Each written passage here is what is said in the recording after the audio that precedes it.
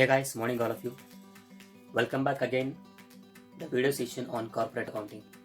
So this video session includes about second chapter, that is insolvency account. In the previous video sessions we have discussed about the banking company accounts and the formats we prepare in banking company. Previous session alla banking company accounts format ಬಗ್ಗೆ ತಿಳ್ಕೊಂಡಿದ್ವಿ. So ಇಂದಿನ video session insolvency accounts ಬಗ್ಗೆ. ಇದು second chapter ಇರುತ್ತೆ corporate accounting 2 ನಲ್ಲಿ. So insolvency ಅಕೌಂಟಲ್ಲಿ ಎರಡು statement prepare ಮಾಡಬೇಕಾಗುತ್ತೆ, ಒಂದು ಡೆಫಿಷಿಯನ್ಸಿ ಅಕೌಂಟ್ ಮತ್ತೊಂದು ಇನ್ಸಾಲ್ವೆನ್ಸಿ ಅಕೌಂಟ್ ಅಂತ ಹೇಳಿ. ಸೊ ಡೆಫಿಷಿಯನ್ಸಿ ಅಕೌಂಟ್ ಮತ್ತು ಇನ್ಸಾಲ್ವೆನ್ಸಿ ಅಕೌಂಟ್ ಏನಿದೆ ಇದೆರಡು ಕೂಡ ಸಪ್ರೇಟ್ ಪ್ರಿಪೇರ್ ಮಾಡ್ಕೋಬೇಕಾಗುತ್ತೆ. ಡೆಫಿಷಿಯನ್ಸಿ ಅಕೌಂಟಲ್ಲಿ ಶಾರ್ಟೇಜ್ ಅಮೌಂಟ್ ಫೈಂಡ್ ಔಟ್ ಮಾಡಿಕೊಂಡು ಅದನ್ನು ಇನ್ಸಾಲ್ವೆನ್ಸಿ ಅಕೌಂಟ್ಗೆ ಟ್ರಾನ್ಸ್ಫರ್ ಮಾಡ್ಕೋಬೇಕು. So before that insolvency meaning ಮತ್ತು ಇನ್ಸಾಲ್ವೆನ್ಸಿ ಥಿಯರಾಟಿಕಲ್ ಕಾನ್ಸೆಪ್ಟ್ ಕೂಡ ಈ ವಿಡಿಯೋದಲ್ಲಿರುತ್ತೆ. ಸೊ ಅದನ್ನು ಒಂದೊಂದಾಗಿ ನೋಟ್ ಡೌನ್ ಮಾಡ್ಕೊತಾ ಹೋಗಿ ನಿಮ್ಮ ನೋಟ್ಸಲ್ಲಿ. ಫಾರ್ಮ್ಯಾಟ್ ಜೊತೆಗೆ ನಾನು ಈ ವಿಡಿಯೋದಲ್ಲಿ ಪ್ರತಿಯೊಂದು ಕೂಡ ಅಪ್ಲೋಡ್ ಮಾಡ್ತೇನೆ. ಸೊ ಅದೆಲ್ಲದೂ ಕೂಡ ನಮ್ಮ ನೋಟ್ಸಲ್ಲಿ ನೋಟ್ ಡೌನ್ ಮಾಡ್ತಾ ಹೋಗಿ. ನೆಕ್ಸ್ಟ್ ಕ್ಲಾಸಲ್ಲಿ ಇದೇ ಚಾಪ್ಟರ್ದು ಪ್ರಾಬ್ಲಮೆಟಿಕ್ ಸೆಷನ್ ಇರುತ್ತೆ ನೆಕ್ಸ್ಟ್ ವಿಡಿಯೋದಲ್ಲಿ. ಸೊ ಮೀನ್ ಪ್ರಾಬ್ಲಮ್ ಸಾಲ್ವ್ ಮಾಡ್ತಾ ಹೋಗೋಣ. Okay. So insolvency is nothing but what it is the position of the company where it is unable to pay its debts and liabilities. ಹೌದಲ್ವಾ? So ಇಲ್ಲಿ company liabilities ಜಾಸ್ತಿ ಇರುತ್ತೆ, assets ಕಡಿಮೆ ಇರುತ್ತೆ, ಅಥವಾ company ತನ್ನ ಲಯಬಿಲಿಟೀಸ್ ಮತ್ತು ಡೆಟ್ಸ್ನ ಪೇಮೆಂಟ್ ಮಾಡೋಕ್ಕೆ ಆಗದೇ ಇರೋ ಸಿಚುವೇಶನ್ನ ಇನ್ಸಾಲ್ವೆನ್ಸಿ ಅಂತ ಹೇಳಿ ಕರಿತೀವಿ. ಇದು ಪ್ರೀವಿಯಸ್ ಕ್ಲಾಸಲ್ಲೆಲ್ಲ ನಾವು ಸ್ಟಡಿ ಮಾಡ್ಕೊಂಡಿದ್ದೀವಿ. ಫೈನ್. ಸೊ ನೆಕ್ಸ್ಟ್ ಕ್ಲಾಸಲ್ಲಿ ಪ್ರಾಬ್ಲಮ್ ಸಾಲ್ವ್ ಮಾಡ್ತಾ ಹೋಗೋಣ. So till then take care, bye. So insolvency accounts chapter 2 ಇರುತ್ತೆ ಕಾರ್ಪೊರೇಟ್ ಅಕೌಂಟಿಂಗ್ 2 ನಲ್ಲಿ. So first let us know the meaning of insolvency, then after that what are the accounts we prepare in insolvency accounts by later. Okay, first meaning of insolvency ತಿಳ್ಕೊಳ್ಳೋಣ. Already ಗೊತ್ತಿದೆ insolvency ಅಂದರೆ ಏನು ಅಂತೇಳಿ. So it is a state or position of a company where it is unable to pay its debts or liabilities, right? So you can write here insolvency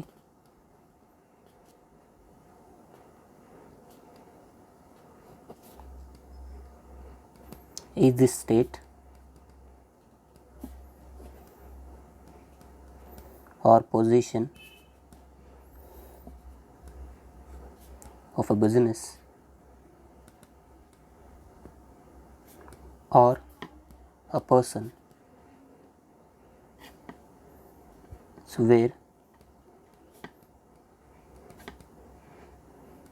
it or he, so ಯಾವುದಾದ್ರು ಬರಿಬೋದು ನೀವು ಇಲ್ಲಿ, where it is unable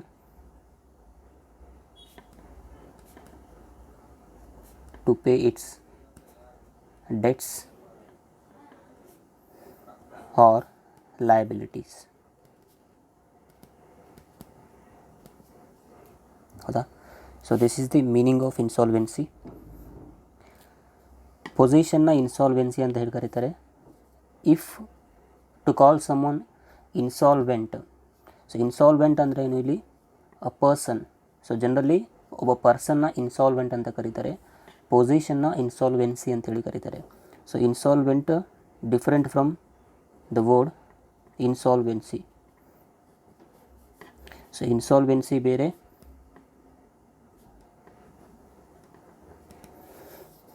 insolvent ಬೇರೆ. Which means ಇದು opposite terms ಅಲ್ಲ. So these two terms gives you the different meaning. Insolvency is the position of a person, but insolvent is generally the person itself is known as insolvent. ಒಬ್ಬ ಪರ್ಸನ್ನ ನಾವು mention ಮಾಡ್ತಾ ಇದ್ದೀವಿ ಅಂದರೆ ಅವನ್ನ insolvent ಅಂತ ಕರಿತೀವಿ. ಒಬ್ಬ ಪರ್ಸನ್ನ ಪೊಸಿಷನ್ನ ಹೇಳ್ತಾ ಇದ್ದೀವಿ ಅಂದರೆ ಅದನ್ನು ಇನ್ಸಾಲ್ವೆನ್ಸಿ ಅಂತ ಹೇಳಿ ಕರಿತೀವಿ. Then so what can you write for the meaning of insolvent?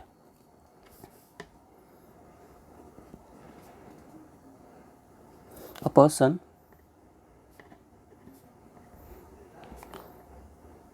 who is not able to pay his debts. It is simple. ಒಬ್ಬ ಪರ್ಸನ್ ಇನ್ಸಾಲ್ವೆಂಟ್ ಅಂತೇಳಿ ಕರಿತೀವಿ. ಪೊಸಿಷನ್ ಏನಿರುತ್ತೆ ಅಥವಾ ಸ್ಟೇಟ್ ಏನಿರುತ್ತೆ ಸೊ ಅದನ್ನು ಇನ್ಸಾಲ್ವೆನ್ಸಿ ಅಂತೇಳಿ ಕರಿತೀವಿ. Clear? Then what are the statements we prepare? So ಏನು ಸ್ಟೇಟ್ಮೆಂಟ್ಸ್ ಪ್ರಿಪೇರ್ ಮಾಡ್ತೀವಿ ಹಾಗಾದರೆ? Or you can tell that what are the accounts we prepare in insolvency. Insolvency meaning ಗೊತ್ತಾಯಿತು. ಇನ್ಸಾಲ್ವೆನ್ಸಿ ಅಕೌಂಟ್ಸಲ್ಲಿ ಯಾವುದು ಪ್ರಿಪೇರ್ ಮಾಡ್ಕೊತೀವಿ? There are two statements we prepare In that, the first one is insolvency account and the second one deficiency account. Insolvency and deficiency account prepare ಮಾಡ್ಕೊತೀವಿ. Insolvency account is, it will be similar to balance sheet. Insolvency account ಏನಿರುತ್ತೆ balance ಶೀಟಿಗೆ equal ಆಗಿರುತ್ತೆ, similar ಆಗಿರುತ್ತೆ. So statement format ನೋಡಿದಾಗ ನಮಗೆ ಈಸಿಯಾಗಿ ಗೊತ್ತಾಗುತ್ತೆ. And deficiency account will be prepared to know the shortage amount. Shortage amount find out ಮಾಡ್ಕೊಳ್ಳೋದಕ್ಕೆ ನಾವು ಡೆಫಿಷಿಯನ್ಸಿ ಅಕೌಂಟ್ನ ಪ್ರಿಪೇರ್ ಮಾಡ್ಕೋತೀವಿ. Insolvency and deficiency account. So let us know the formats. So let us see the formats one by one. So first prepare ಮಾಡ್ಕೋಬೇಕಾಗಿರೋದು insolvency account format prepare ಮಾಡ್ಕೋಬೇಕು. ಅದಾದ ನಂತರ deficiency account prepare ಮಾಡ್ಕೋಬೇಕಾಗುತ್ತೆ. So this is the format of insolvency account.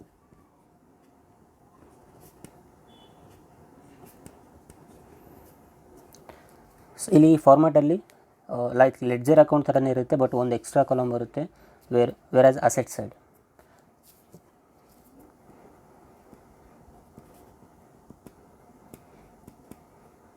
ಇದು liabilities, on this side it will be assets. Liabilities amount column, assets amount column ಎರಡು ಇರುತ್ತೆ. So ಈ ಎರಡು ಅಮೌಂಟ್ ಕಾಲಮ್ ಯಾವ್ದು ಇರುತ್ತೆ ಅಂತೇಳಿ ಈಗ ನೋಡೋಣ. ಅಮೌಂಟಲ್ಲಿ ಫಸ್ಟ್ ಲಯಬಿಲಿಟೀಸ್ ನೋಡಿಕೊಂಡರೆ ಗ್ರಾಸ್ ಲಯಬಿಲಿಟೀಸ್ ಎಂಟ್ರಿ ಮಾಡ್ಕೋಬೇಕು.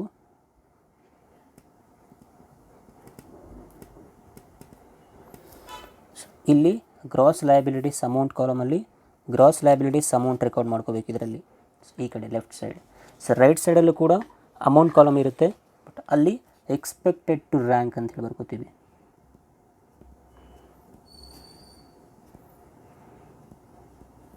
ಎಕ್ಸ್ಪೆಕ್ಟೆಡ್ ಟು ರ್ಯಾಂಕ್ ಅಂದರೆ ಅರ್ಥ ಏನು?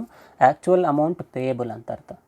ಓಕೆ, ಸೊ ಆ್ಯಕ್ಚುಯಲ್ ಅಮೌಂಟ್ ನಾವು ಪೇಮೆಂಟ್ ಮಾಡಬೇಕಾಗಿರೋದು. ಇಲ್ಲಿ ಗ್ರಾಸ್ ಲಯಬಿಲಿಟೀಸ್ ಅಂದರೆ whatever the book value ಏನು ಕೊಟ್ಟಿರ್ತಾನೆ ಕ್ವೆಶನಲ್ಲಿ ಅದನ್ನು ಇಲ್ಲಿ ರೆಕಾರ್ಡ್ ಮಾಡ್ಕೋತೀರಾ ಲಯಬಿಲಿಟೀಸ್. ಸೊ ಇಲ್ಲಿ ಎಕ್ಸ್ಪೆಕ್ಟೆಡ್ ಟು ರ್ಯಾಂಕ್ ಕಾಲಮಲ್ಲಿ ಆ್ಯಕ್ಚುಯಲ್ ಪೇಯಬಲ್ ಅಮೌಂಟು ಇಲ್ಲಿ ರೆಕಾರ್ಡ್ ಮಾಡ್ಕೋತೀವಿ.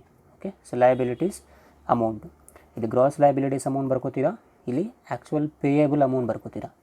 Next here asset side there are two columns. First ಕಾಲಮಲ್ಲಿ ಅಸೆಟ್ಸ್ದು actual value or book value record ಮಾಡ್ಕೋಬೇಕು. ಸೆಕೆಂಡ್ ಕಾಲಮಲ್ಲಿ ಎಸ್ಟಿಮೇಟೆಡ್ ವ್ಯಾಲ್ಯೂ ರೆಕಾರ್ಡ್ ಮಾಡ್ಕೋಬೇಕು. ಎಸ್ಟಿಮೇಟೆಡ್ ವ್ಯಾಲ್ಯೂ ಅಂದರೆ ರಿಯಲೈಸಬಲ್ ವ್ಯಾಲ್ಯೂ ಅಥವಾ ರಿಯಲೈಸ್ ಆದಮೇಲೆ ರಿಸೀವೇಬಲ್ ವ್ಯಾಲ್ಯೂ ಏನಿರುತ್ತೆ ಅದು ರೆಕಾರ್ಡ್ ಮಾಡ್ಕೋಬೇಕು. ಇದರಲ್ಲಿ ಸೇಲ್ ಮಾಡ್ತಾರೆ ತಾನೇ ಇನ್ಸಾಲ್ವೆನ್ಸಿ ಟೈಮ್ನಲ್ಲಿ ಅಥವಾ ಡಿಸೊಲ್ಯೂಷನ್ ಟೈಮ್ನಲ್ಲಿ ಸೇಲ್ ಮಾಡಿದಾಗ ಏನು ಅಮೌಂಟ್ ರಿಸೀವೇಬಲ್ ಇರುತ್ತೆ ಸೊ ಆ ಅಮೌಂಟ್ ಇಲ್ಲಿ ಬರ್ಕೋಬೇಕು. ಇದು ಬುಕ್ ವ್ಯಾಲ್ಯೂ, ಇದು estimated value. Clear? So this is the format of insolvency account. As I said, ಫಾರ್ಮ್ಯಾಟಲ್ಲಿ ನಾವು ಲಯಬಿಲಿಟೀಸ್ ಆಗಿರಲಿ ಅಸೆಟ್ಸ್ ಆಗಿರಲಿ ಲಿಸ್ಟ್ ವೈಸ್ ರೆಕಾರ್ಡ್ ಮಾಡ್ತೇವೆ ಅಂತ ಹೇಳಿದ್ದೆ. ಲಯಬಿಲಿಟೀಸಲ್ಲಿ 4 ಲಿಸ್ಟ್ ಬರುತ್ತೆ, list A B C D. ಅದೇ ಥರ ಅಸೆಟ್ಸಲ್ಲೂ ಕೂಡ 4 ಲಿಸ್ಟ್ ಬರುತ್ತೆ, list E F G and H. Let us C one by one. Under liabilities, the first list, that is list A. List A comprises unsecured creditors.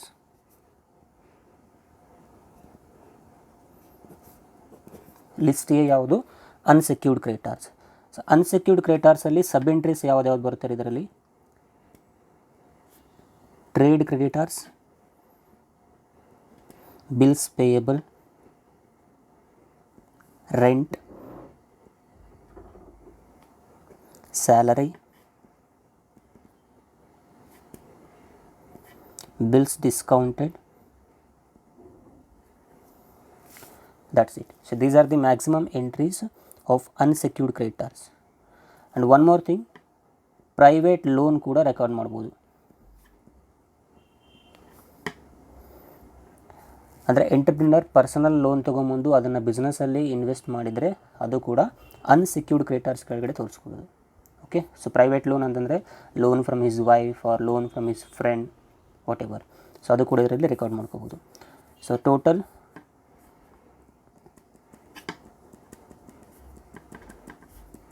Inner ಕಾಲಮಲ್ಲಿ amounts ಬರ್ಕೊಂಡು ಅದನ್ನು outer ಕಾಲಮಲ್ಲಿ ತೋರಿಸಿ. This is what actual payable amount of unsecured creditors. ಇದೇ amount ಇಲ್ಲಿ gross values ತೋರಿಸ್ಬೇಕು.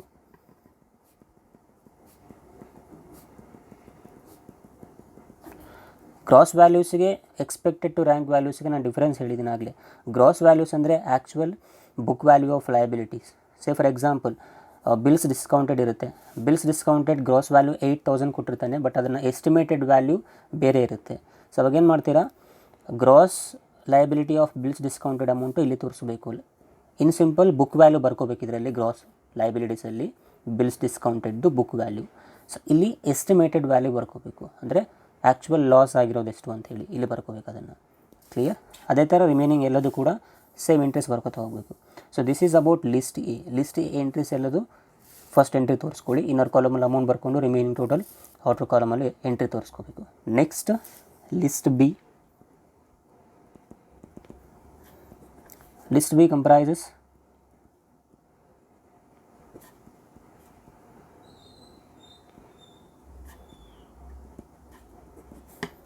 fully secured creditors.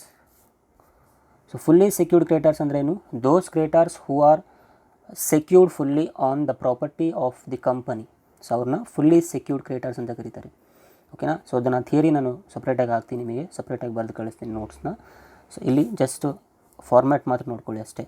So fully secured creditorsಲ್ಲಿ first entry ಅಂತ ಗೊತ್ತೀರಾ,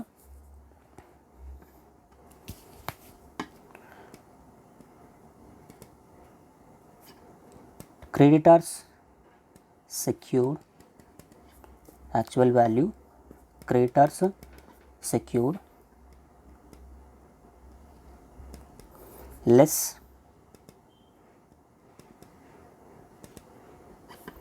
estimated value.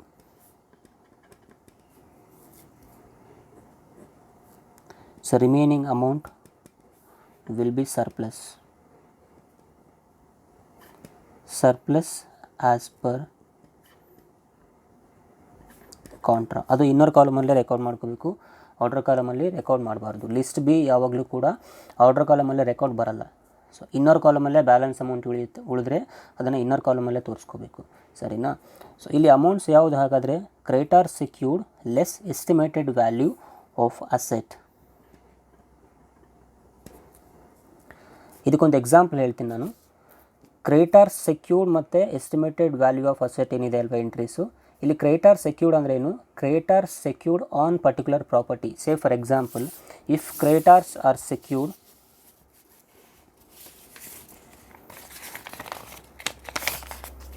On building,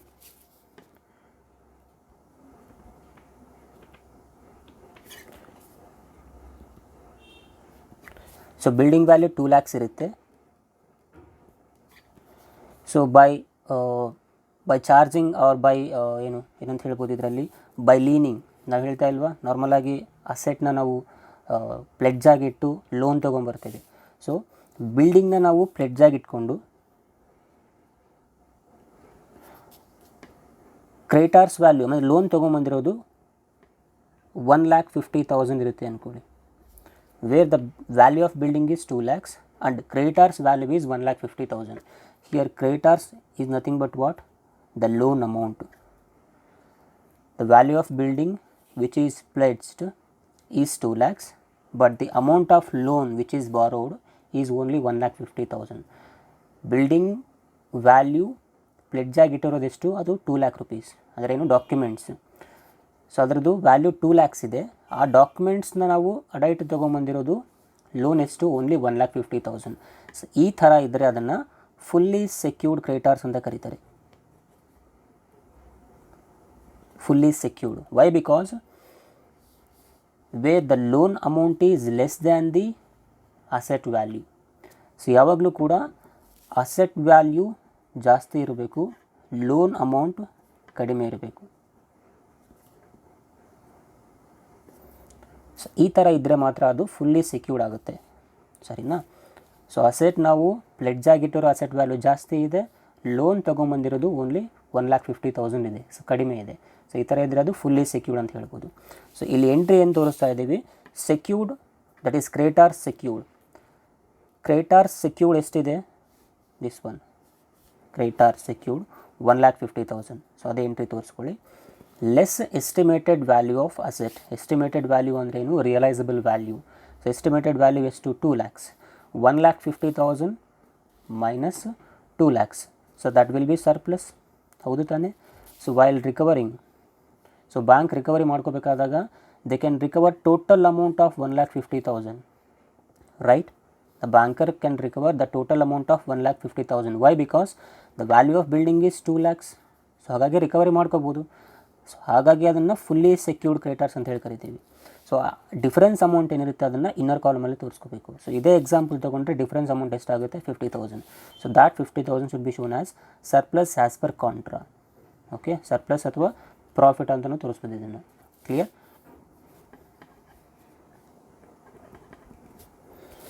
so ಇಲ್ಲಿ ಬುಕ್ ವ್ಯಾಲ್ಯೂ ತೊಗೋತೀವಿ, ಅಸೆಟ್ ಬುಕ್ ವ್ಯಾಲ್ಯೂ, ಇದು estimated value. Fine. So this is about fully secured creditors. Here it is the loan amount and this is the value of asset realised. So difference amount surplus ಅಂತ ತೋರಿಸ್ಕೊತೀವಿ. Next one list C.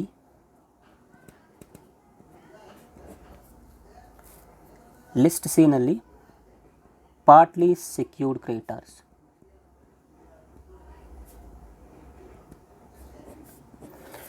List B is fully secured creditors and list C is partly secured creditors. So what is the meaning of partly secured creditors? They are creditors secured on part of the asset. Say for example, ಇಲ್ಲಿ total building ಮೇಲೆ banker example ತಗೊಳ್ಳಿ, ಓಕೆನಾ. So creditors ಅಂದರೆ ಬ್ಯಾಂಕೇ ತಗೊಳ್ಳಿ. Total building ಮೇಲೆ so ಇವರಿಗೆ right ಇರುತ್ತೆ, ಹೌದಾ. ಸೊ ಹಾಗಾಗಿ ಅವ್ರನ್ನ ಫುಲ್ಲಿ ಸೆಕ್ಯೂರ್ಡ್ ಅಂತ ಕರೀತಾರೆ. So they can recover full amount. ಕೆಲವು ಸಲ ಇಫ್ ದೆ ಬಾರೋ ಲೋನ್, ಇದೇ ಎಕ್ಸಾಂಪಲ್ ತಗೊಳ್ಳಿ, the value of building which is pledged is rupees 2 lakhs and they borrowed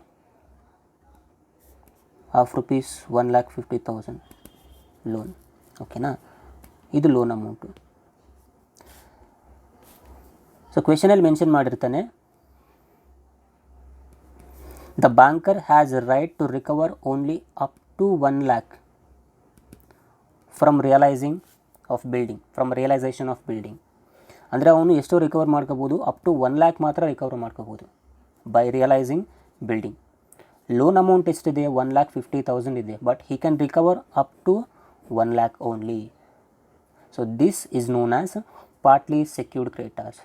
so this condition ಈ ಥರ ಇತ್ತು ಅಂದರೆ ಅವನ್ನ ಪಾರ್ಟ್ಲಿ ಸೆಕ್ಯೂರ್ಡ್ ಅಂತ ಕರೀತಾರೆ. So this creditor is secured but not fully, is secured partly. ಏಕೆಂದರೆ ಅವ್ನು ಲೋನ್ ಅಮೌಂಟ್ 1,50,000 ಪ್ರೊವೈಡ್ ಮಾಡಿರ್ತಾನೆ ಕಂಪನಿಗೆ, but while realisation R at the time of dissolution the banker can recover only 1 lakh, up to 1 lakh. Clear. Even though the building value is 2 lakh, but he has the right to recover only 1 lakh rupees. So this is known as partly secured creditors, right. So ಇಲ್ಲೂ ಸಹ same ಅದೇ ಥರ entry ತೋರಿಸ್ಕೋಬೇಕು.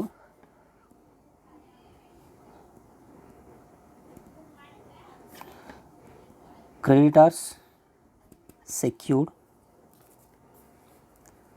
Less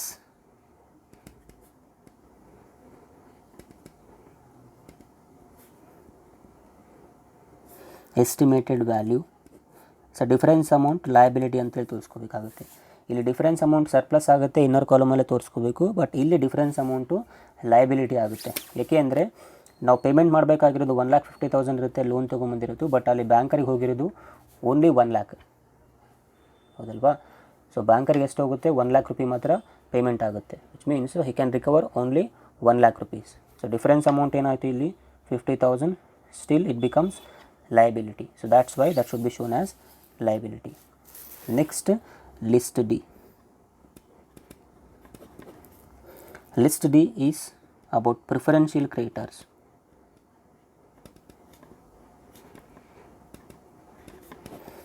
So preferential creditors alli entry usually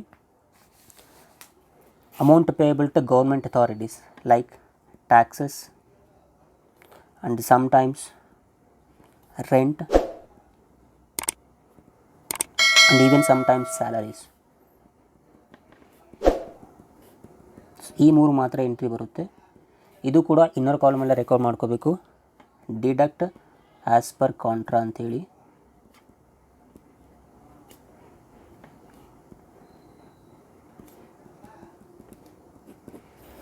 so outer ಕಾಲಮಲ್ಲಿ record ಆಗೋದಿಲ್ಲ. ನೀವು ಇಲ್ಲಿ ಒಂದು observe ಮಾಡೋದಾದರೆ ರೆಂಟ್ ಸ್ಯಾಲರಿ ಅನ್ಸೆಕ್ಯೂರ್ಡಲ್ಲೂ ಬಂದಿದೆ, ಜೊತೆಗೆ ಮತ್ತೆ ಇಲ್ಲಿ ರೆಂಟ್ ಸ್ಯಾಲರೀಸ್ ಪ್ರಿಫರೆನ್ಷಿಯಲ್ ಕ್ರೆಡಿಟರ್ಸಲ್ಲೂ ಕೂಡ ಬಂದಿದೆ. ಸೊ ಇದು ಕ್ವೆಶನ್ ಮೇಲೆ ಡಿಪೆಂಡ್ ಆಗುತ್ತೆ, ಆರ್ ಕಂಪನಿ ಮೇಲೆ ಡಿಪೆಂಡ್ ಆಗುತ್ತೆ, ಕಂಪನಿ ಯಾವ ಸಿಟಿನಲ್ಲಿ ಲೊಕೇಟೆಡ್ ಆಗಿದೆ ಅಂಥೇಳಿ, ಸರಿನಾ. ಸೊ ಅದು ಪ್ರಾವಿನ್ಷಿಯಲ್ ಆ್ಯಕ್ಟ್ ಮತ್ತು ಪ್ರೆಸಿಡೆನ್ಸಿ ಆ್ಯಕ್ಟ್ ಅಂತ ಹೇಳಿ ಕೊಡ್ತಾನೆ ಕ್ವೆಶನ್ನಲ್ಲಿ. ನಾನು ಅದಕ್ಕೆ ನೆಕ್ಸ್ಟ್ ವೀಡಿಯೋದಲ್ಲಿ ಅದರ ಬಗ್ಗೆ ಡಿಸ್ಕಸ್ ಮಾಡೋಣ, ಸರಿನಾ. ಸೊ ಈಗ ಮಾತ್ರ ಅರ್ಥ ಮಾಡ್ಕೊಳ್ಳಿ, ಲಿಸ್ಟ್ ಎ ಇಂದ ಹಿಡಿದು ಲಿಸ್ಟ್ ಡಿವರೆಗೂ ಕೂಡ ಲೈಬಿಲಿಟೀಸ್ ಎಂಟ್ರಿ ಇರುತ್ತೆ. ಸೊ ಇಲ್ಲೂ ಸಹ ಲಿಸ್ಟ್ ಡಿನಲ್ಲಿ ಇನ್ನರ್ ಕಾಲಮಲ್ಲೇ ರೆಕಾರ್ಡ್ ಮಾಡ್ಕೋಬೇಕು ಆ ಅಮೌಂಟ್ನ, ಔಟರ್ ಕಾಲಮಲ್ಲಿ ರೆಕಾರ್ಡ್ ಮಾಡಬಾರ್ದು. So deduct as per contra ಅಂತ ಹೇಳಿ ಎಂಟ್ರಿ ಮಾಡಿಕೊಂಡು ಅದನ್ನು ಇನ್ನರ್ ಕಾಲಮಲ್ಲೇ ರೆಕಾರ್ಡ್ ಮಾಡಿ ತೋರಿಸ್ಕೋಬೇಕು. So this is about only liabilities. Next ಬಂದುಬಿಟ್ಟು ಅಸೆಟ್ ಸೈಡ್. ಸೊ ಅಸೆಟ್ ಸೈಡಲ್ಲಿ from list E to list H there are 4 lists again under assets. So among them the first one is properties.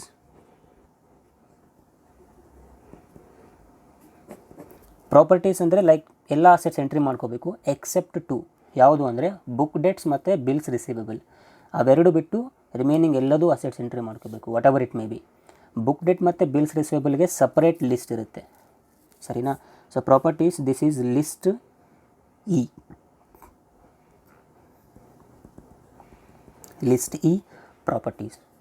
You can write cash, cash in hand or cash at bank, machinery, furniture, shares or securities. ಇನ್ನು ಹಲವಾರು ಯಾವುದೇ ಕೊಡಲಿ property ಅಸೆಟ್ಸ್ನ record ಮಾಡ್ಕೊಳ್ಳಿ.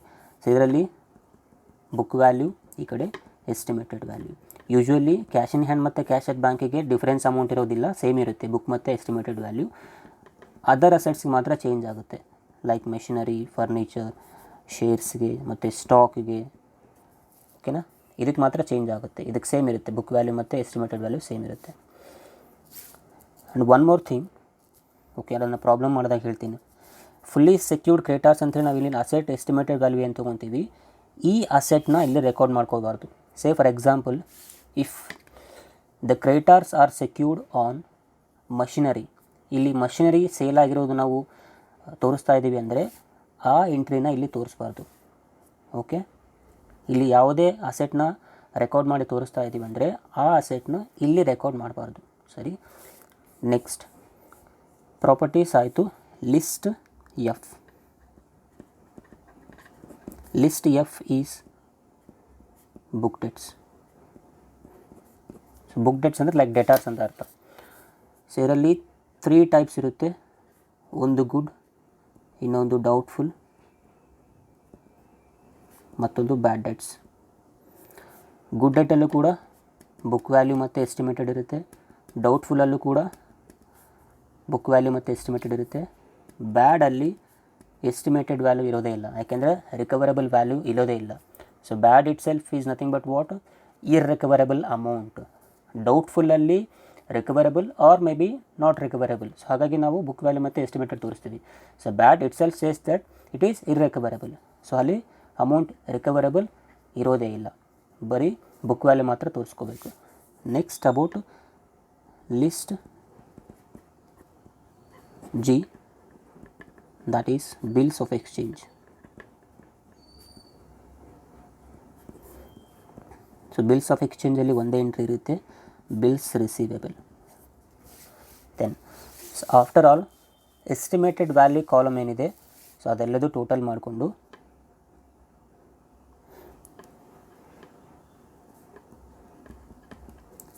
ಅದಕ್ಕೆ surplus, list B ಸರ್ಪ್ಲಸ್ನ add ಮಾಡ್ಕೋಬೇಕು. That is add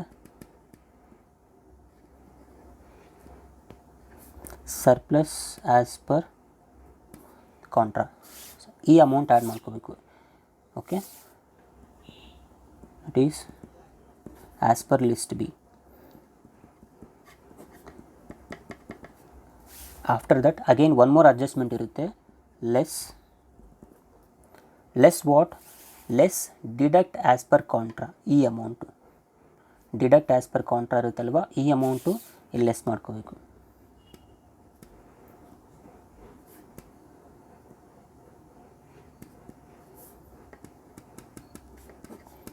So this is the ultimate amount.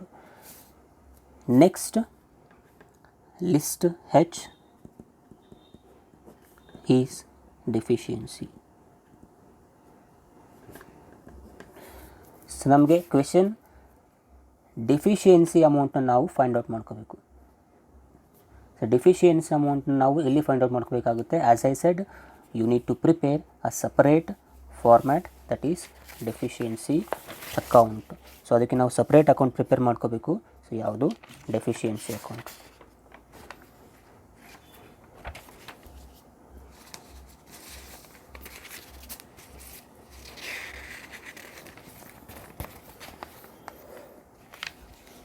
So ನಾನು ಹೇಳಿದಾಗೆ insolvency account prepare ಆಯಿತು.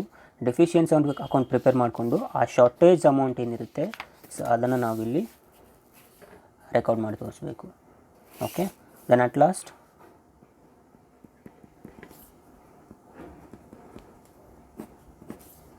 These two amounts will be equal, should be equal. Why? Because ನಾನು ಆಗಲೇ ಹೇಳಿದೆ ಇನ್ಸಾಲ್ವೆನ್ಸಿ ಅಕೌಂಟ್ ಅಂದ್ರೇ ಬ್ಯಾಲೆನ್ಸ್ ಶೀಟಿಗೆ similar ಇರುತ್ತೆ ಅಂತೇಳಿ. ಸೊ ಲಯಬಿಲಿಟೀಸ್ ಅಮೌಂಟ್ ಮತ್ತು ಅಸೆಟ್ಸ್ ಅಮೌಂಟು ಈಕ್ವಲ್ ಆಗಿರಬೇಕು. It depends on deficiency, that is shortage amount. So deficiency account statement next ವೀಡಿಯೋದಲ್ಲಿ ಡಿಸ್ಕಸ್ ಮಾಡೋಣ, right? So you can note down the format of insolvency as well as theoretical concept. Fine sir, ಥಿಯರಿದು notes ಕಳಿಸ್ತೀನಿ ನಾನು. ಥಿಯರಿನಲ್ಲಿ ಇನ್ನೂ ಕೆಲವಿದೆ notes, what is unsecured, what is fully secured, what is partly secured ಅಂತೇಳಿ. So ಅದನ್ನು ನಾನು theory ಕಳಿಸ್ತೀನಿ. ಸೊ ಈ ವಿಡಿಯೋದಲ್ಲಿ ಬರೀ ಫಾರ್ಮ್ಯಾಟ್ ಮಾತ್ರ ನೋಟ್ ಡೌನ್ ಮಾಡ್ಕೊಳ್ಳಿ. Fine. So meet in the next video. Till then take care. Bye.